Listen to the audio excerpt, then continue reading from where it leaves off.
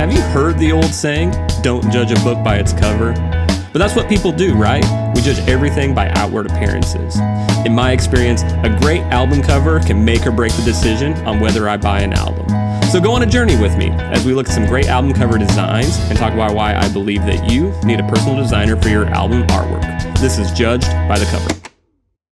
Welcome back to the Judged by the Cover podcast. I'm Josh. I'm Phil. And it's Christmas time, if you can't tell.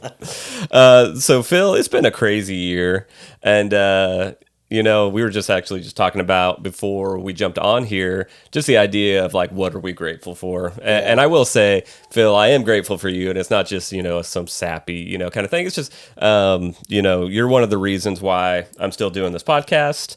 I'm just grateful for just the times that we get together, whether that's just coffee, doing this. You're a great friend, and I really appreciate you. And what I thought would be cool, and actually where this came together was I was doing a little research for our episode today, which, spoiler, it's going to be Christmas themed. And I think you guys are going to really dig what we're going to be talking about, which we'll tell you in a minute. But while I was doing some research for it, I came across something that I was like, Phil needs to own this. Ooh. And it's because it harkens back to a past episode that we have done. So I didn't tell Phil that I was getting him something, but he does know that he gets to open this to start out the episode. So Phil, please do the honors. Oh, you're too good to me. Thank you, Josh. You're welcome. Can't wait. I was going through the bin and I saw it and I was like, Phil needs to own this because... Drum roll, please. Oh my gosh! From last episode, I think it was our first Christmas episode. Yes, so that is crazy. Yeah, I was going through the bin and I was just like, there was no way that it was the same album, but it was. Gosh, you know who's on here? Iggy Pop. I love Iggy Pop. I don't know if y'all know Iggy Pop. Check him out. You know who else is on here? Smash Mouth. Yeah. And I think we lost him not too long. Mm-hmm. Am I thinking of the right guy? I think 23 maybe. Yeah. It's been a year or so. God, what a career that guy had. So if you're new to the podcast, last year we did unexpected Christmas albums. And this was the album that Phil, brought up and we talked about. And when I saw it, I was like, Phil needs to own it. So it's Punk Rock Christmas. Good. And if you want to hear all the fun stuff about Punk Rock Christmas, pause now, go back and watch last year's Christmas episode, which was Unexpected Christmas Album. So, Phil, Merry Christmas. Thank you, buddy. I knew you needed to own that. Yeah. I love the anarchy symbol on the Santa thing. This is something my brother really was the punk rock influence in my life. So, Matt, check this one out, buddy. Yeah, let's go. That's crazy. Can I put it here? Is you that sure cool? Can. We'll have to put it in front of this guy. There. Yeah, right dead center. So, Phil, what are we talking about today?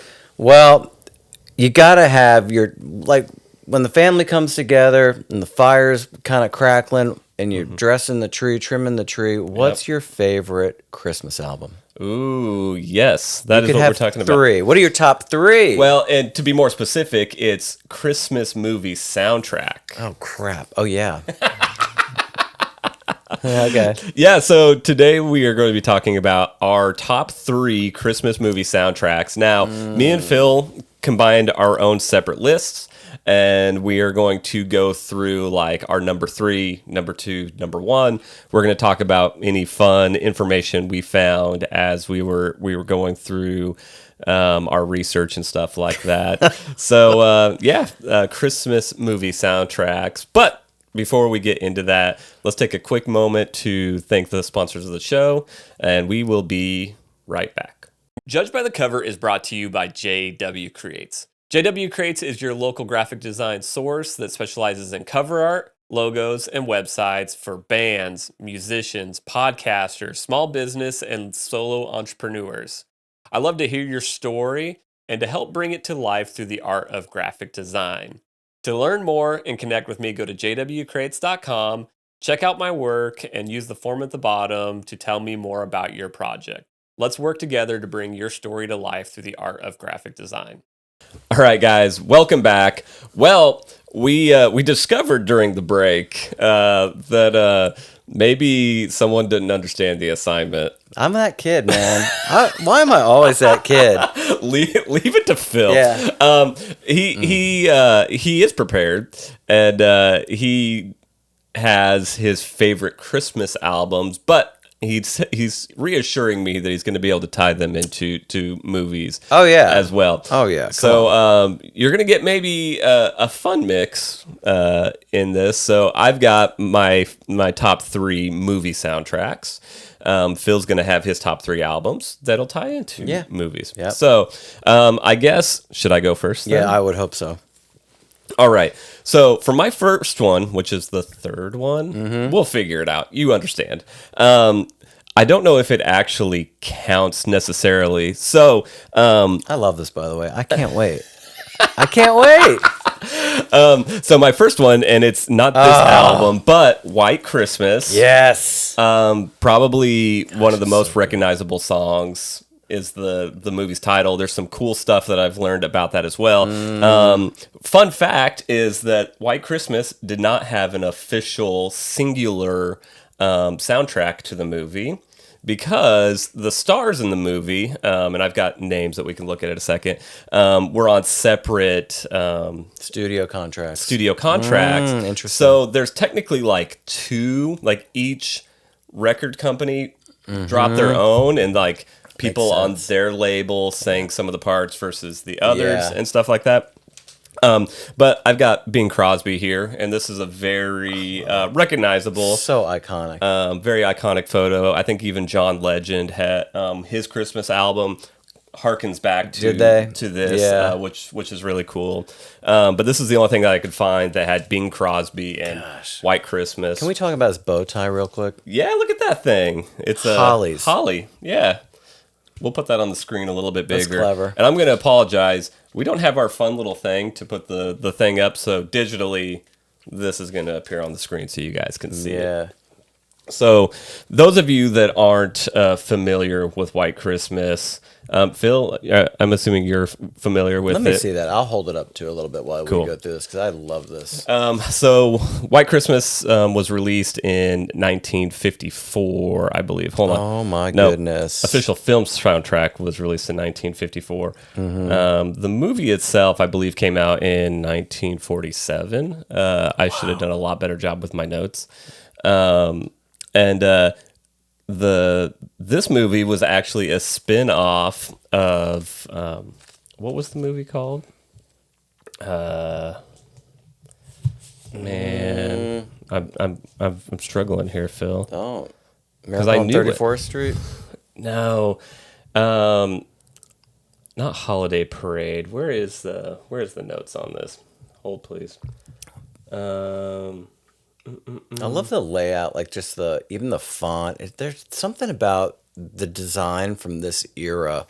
It's so fresh and it's crisp. Like it hits now, as the kids say. It hits now, even in this culture, this cultural time. Like you look at that and it just makes you feel good. 100%. 100%. So I've lost it. It's somewhere in here. But White Christmas, Origins of White Christmas. Here we are. So it was written by Irving Berlin. Yeah. Thank you. In the early 1940s. Wow. Bing Crosby was introduced by Bing Crosby on his NBC radio show, The Kraft Music Hall, on December 25th, 1941. They're probably selling macaroni and cheese.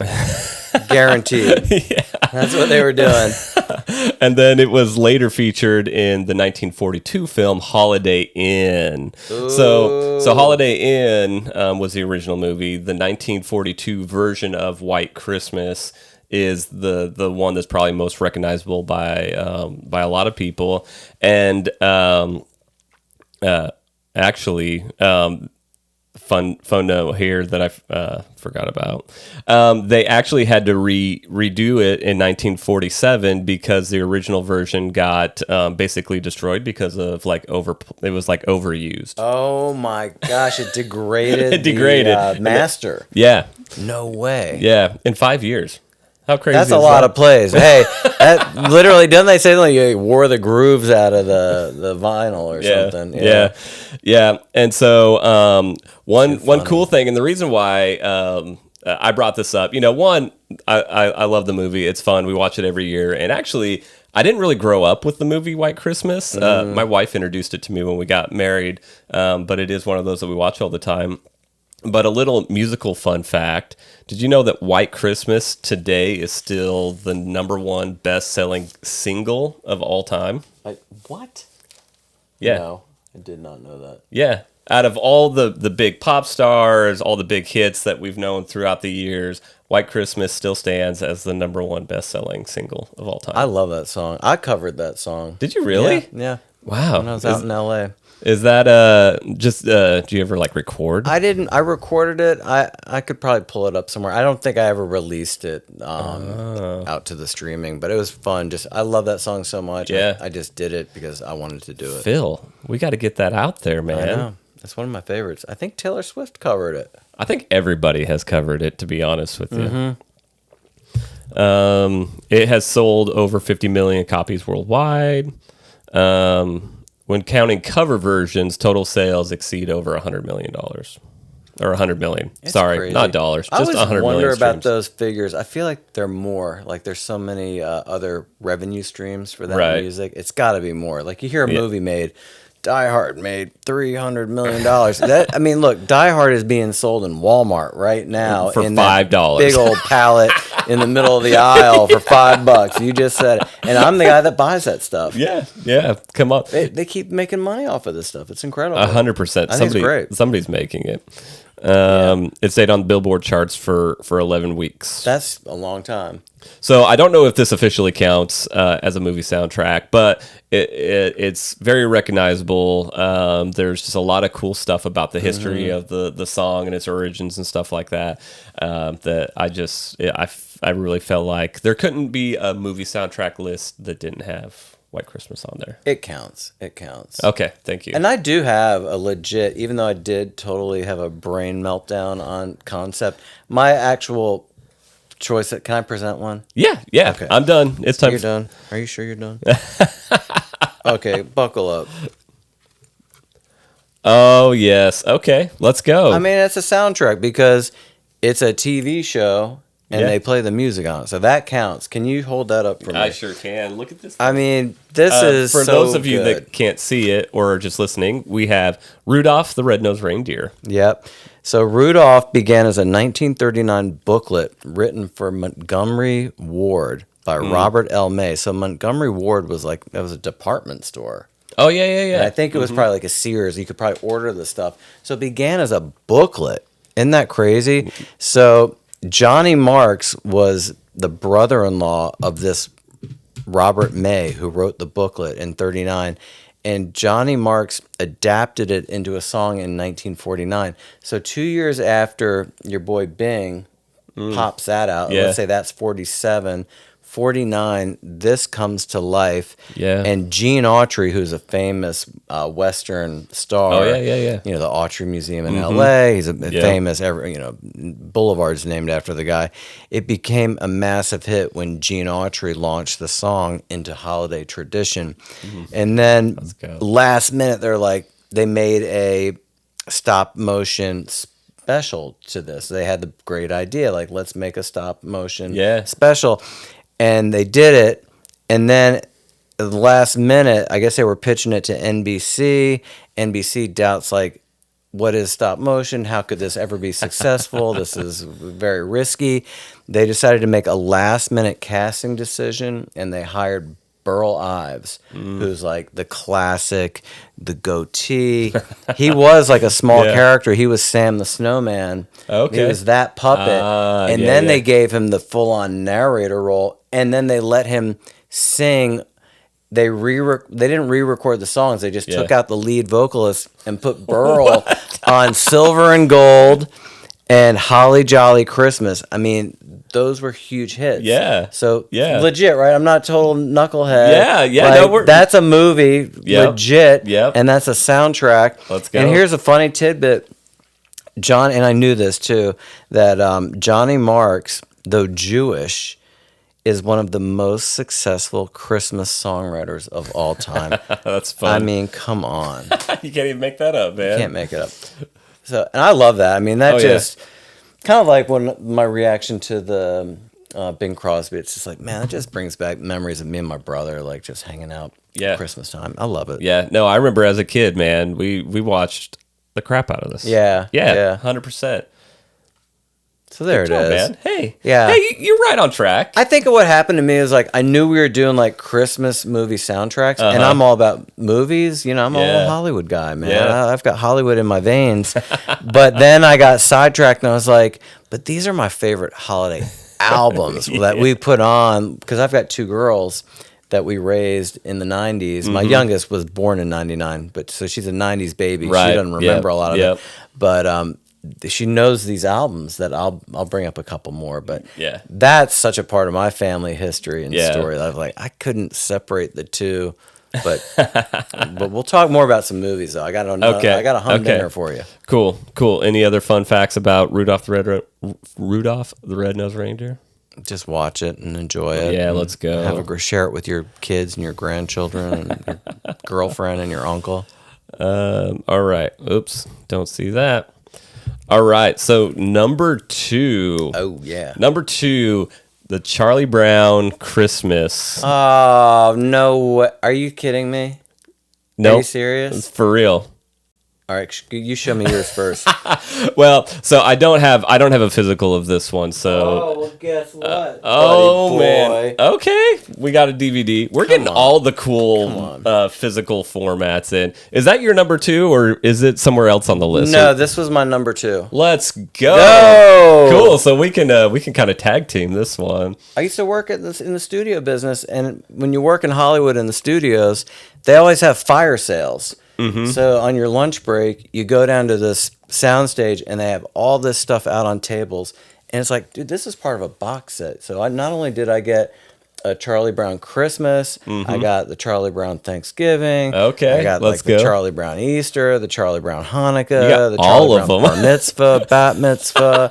Wait, do these exist? No, they don't exist. I'm making all that up. But that's the cool part when I think Hollywood's maybe changed it a little bit, but those fire sales. If you work for the studios, let me know. Are they still doing the fire sales at lunch? They gotta be. Yeah, it'd be cool to find out. Some good stuff, bro. I got more. I could talk all night. I got stuff in that drawer up there. Let's go. Come on. We'll do a little show and tell. That could be one of our episodes. I'm gonna sell this on. If you want to buy this, DM us. That's at JW Creates. Yeah. Or at Phil Highland. Comment. All right, so classic, right? So I'm probably going to butcher this guy's last name, but Vince Guaraldi. Thank you. He great jazz player, right? Yeah, and that's part of the story, right? Mm-hmm. So Lee Mendelson heard Vince Guaraldi. Thank you. Gosh. Heard his hit, Cast Your Fate to the Wind, met him and hired him to score a Peanuts documentary. Wow. And so that collaboration led him to scoring the Christmas special as well. So good. Oh, I hear it now. Yes, and it's just so simple and beautiful. The theme, which is Linus and Lucy, it actually predates the special. It was actually recorded October 26th, 1964. Wow. And I believe the TV special came out in 1965. It was reused and re-recorded for the special, and it became the signature Peanuts motif. The soundtrack is mostly small. It's a small jazz trio, so it's piano, bass, and drums. That's it. And then there's a children's choir on Christmas Time Is Here. That stripped down jazz forward sound was unusual for TV Christmas specials at the time, and actually CBS I think almost pulled it because they didn't think that like the general public was going to get jazz. Isn't that crazy? Yeah. And NBC almost didn't want to do the Rudolph special because it's funny how when you doubt your audience or if you dumb them down, if you don't think your audience is smart enough, you're gonna miss it, man. Could that speak to a lot of why music today kind of sucks? Yeah. Yeah.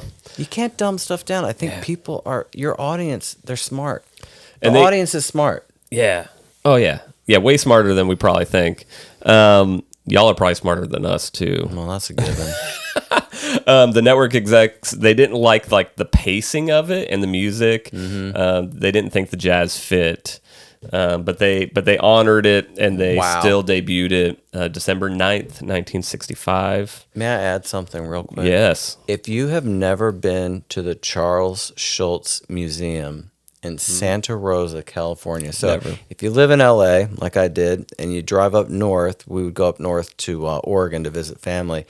We would stop in Santa Rosa, and we took our kids to the museum. It's awesome. It is awesome. I've never been to California, so I definitely have never been there. And they do such a great job at the museum. Yeah.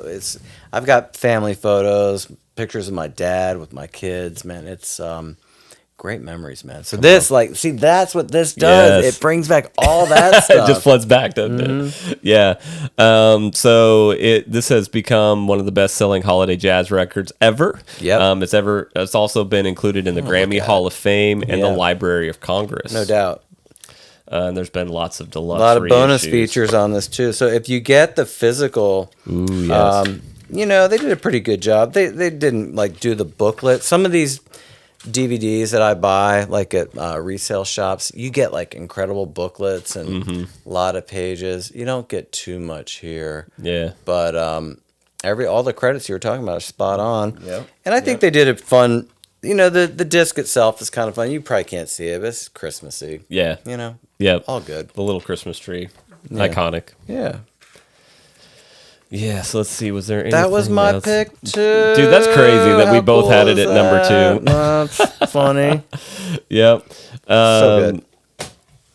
Yeah. What's next? What else you got up your sleeve? I just want to see if there is. See, I totally felt like I boned it on this whole deal.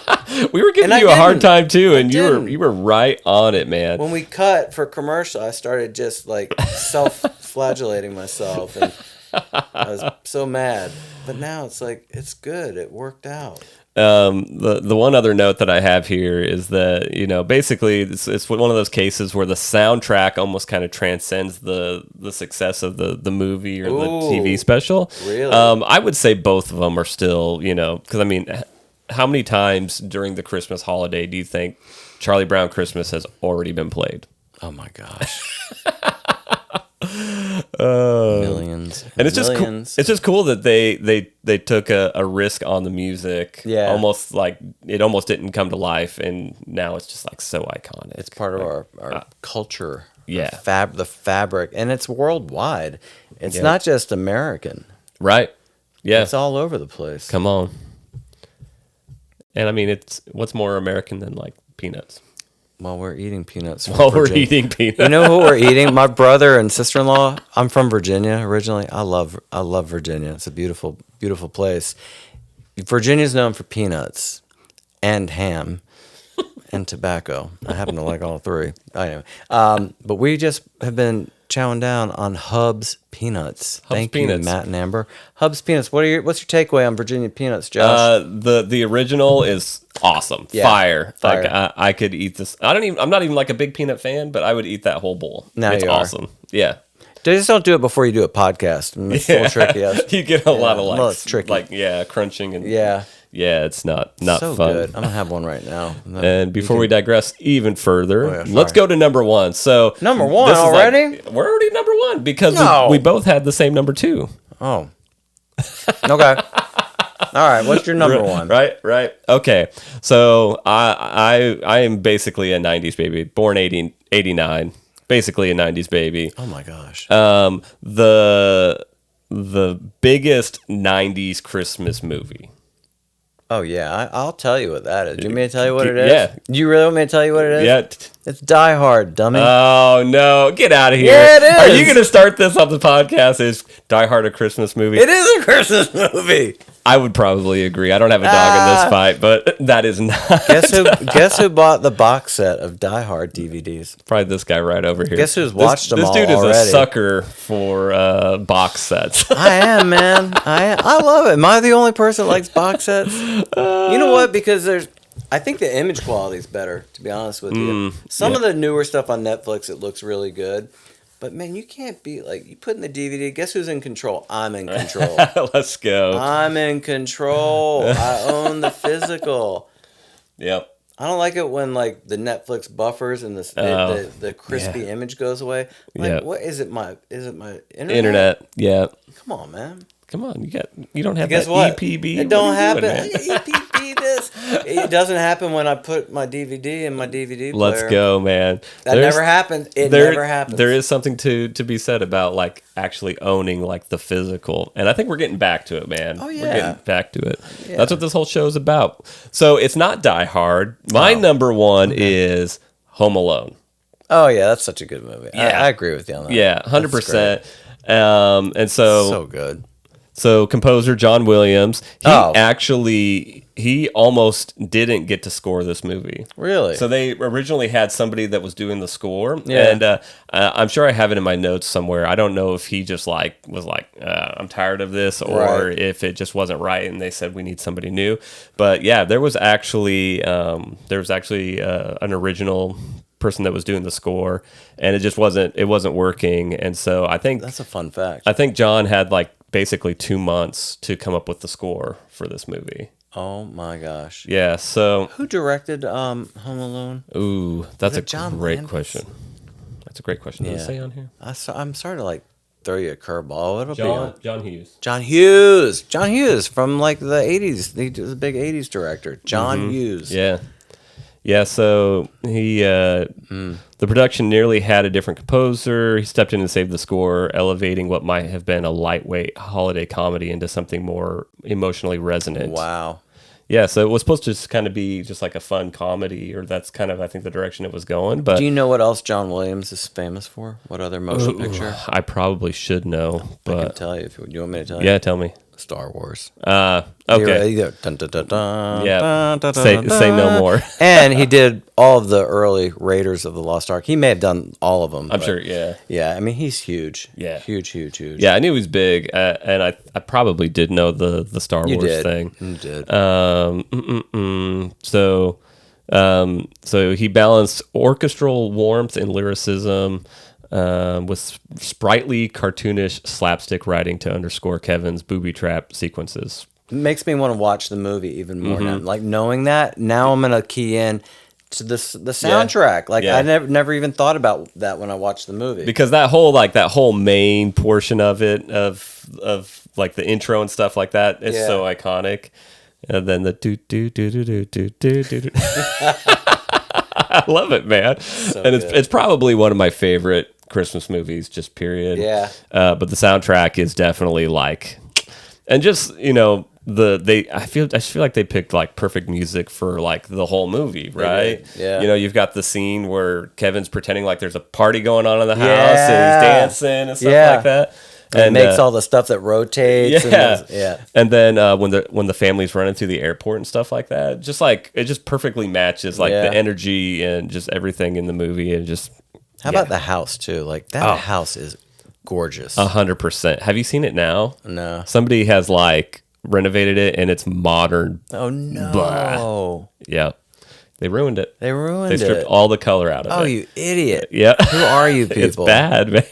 Don't do it, man. If it ain't broke. Those old colonials, it looked like a colonial or Georgian, and it's beautiful, man. Yeah, I'm just trying to see it's if a mansion. That's a straight up mansion. Oh, it's huge. Yeah, and it's worth a fortune too. I geek out on architecture a little bit. My brother's like an architectural historian, and it's kind of like trickled into me a little bit. I look at stuff like, oh, that's good. Yeah, my wife's an interior designer, and it's the same thing. It's that house and Father of the Bride. Yeah, that's her favorite movie house. Fun fact. Yeah, if Genevieve's listening. Yeah.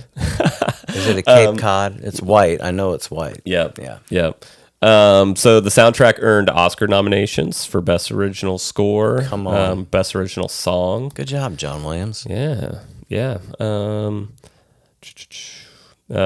beyond the film, Somewhere in My Memory is widely arranged for choirs and school performances and appears on many holiday concert programs. And the score is often cited as a key factor in the film's enduring holiday popularity. Magic. Yeah. Yep. So yeah, that was my number one. Okay. The soundtrack to Home Alone. Get out of here. Do you want to know what my number one Christmas album is? Yeah, let's go.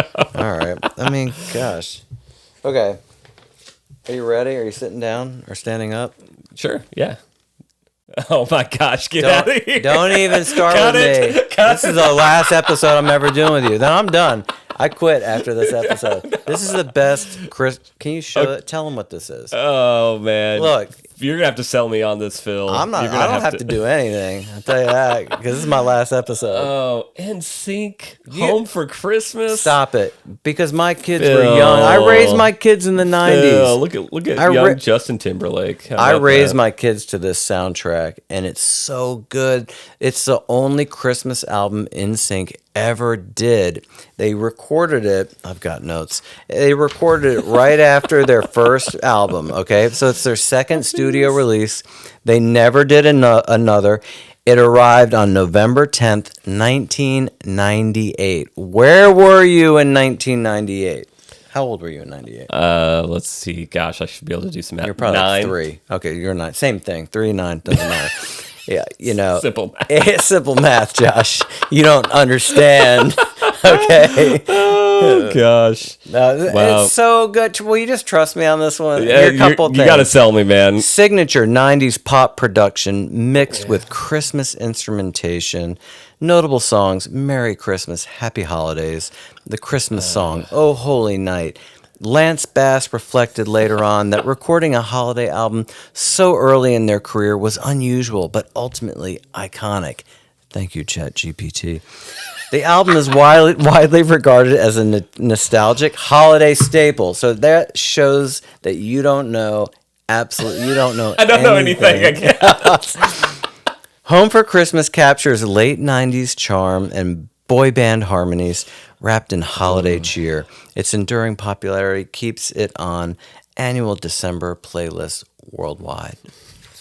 I mean, you know what it is? Again, it's the kind of thing like NSYNC. It really was such a part of our time raising our kids in the 90s.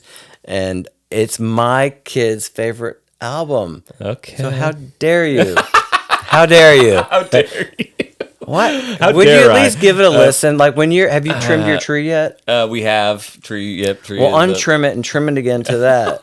The only thing I'll say is Merry Christmas and Happy Holidays. Yeah. It's maybe in like the top 3 most annoying Christmas songs Oh, in my book. I thought you were gonna say best ever. No, there are others, but It's okay that we disagree. That's why we do this. It's okay.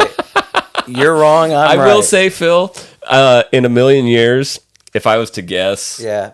this wouldn't have even been close to the list. So I'm actually really surprised. I'm learning something new about my friend Phil today.